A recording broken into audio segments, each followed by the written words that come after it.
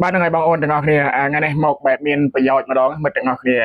มันนาคลาได้เขาทามีนอคอนไลน์แต่มวยแต่จองเปล่าเนาะตูรศัพท์ปีบาทตูรศัพท์ปีแต่อคอนแต่มวยยังไงเพื่อบ้านมันต่างออกเนี่ยบาทยังไงต่อมันต่างออกเนี่ยเบอร์เซนเชียมันต่างออกเนี่ยเท่ากับเปล่าแบบนี้บางคนต่างออกเนี่ยบางเมื่อวิดีโอนี่บาทไงปฏิเพื่อบ้านมาไอ้ก็มอจูดเปรยูบางคนเนาะเนี่ยอันนี้คือเชียตูรศัพท์เขาทาไลน์ไอ้กูบอกเยอะนะมันต่างออกเนี่ยนี่นะอันนี้คือยัง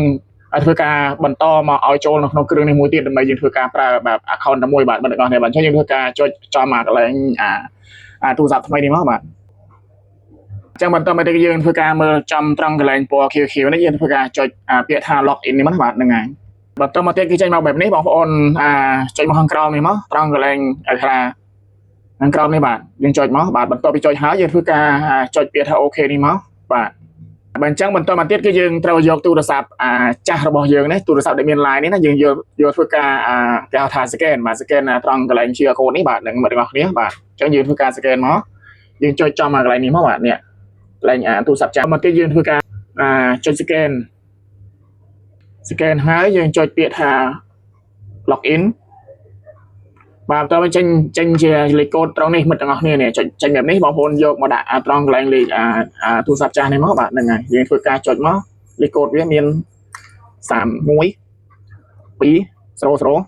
6បាទបន្ទាប់ពីហ្នឹងមកបងធ្វើការចុចគ្រីសនេះបាទហ្នឹងហើយគ្រីសនេះមក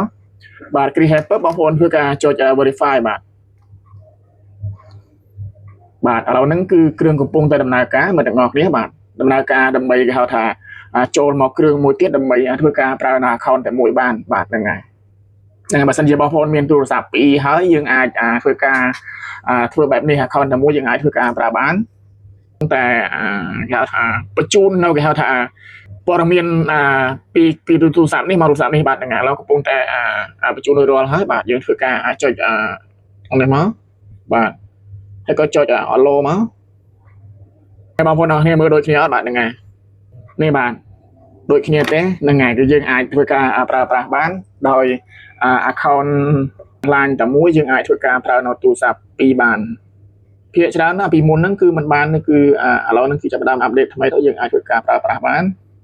បាទហ្នឹងហើយបន្ទាប់ពីមើលរួចហើយមិត្តទាំងអស់គ្នាធ្វើបានទេបាទហ្នឹងហើយហើយក៏ពិតជាល្អណាស់មិត្តទាំងអស់គ្នា account តែមួយគឺយើងអាចប្រើបានទូរស័ព្ទរហូតដល់2 3ទៀតមិត្តទាំងអស់គ្នាបាទហើយក៏ហ្នឹងហើយបើសិនជាមិត្តទាំងអស់គ្នាគិតថាវីដេអូនេះមានប្រយោជន៍ក៏សូមធ្វើការចុច like comment និង follow ម្នាក់មួយផងមិត្តទាំងអស់គ្នាដើម្បីយើងនឹងជួបគ្នាលើកក្រោយទៀតបាទ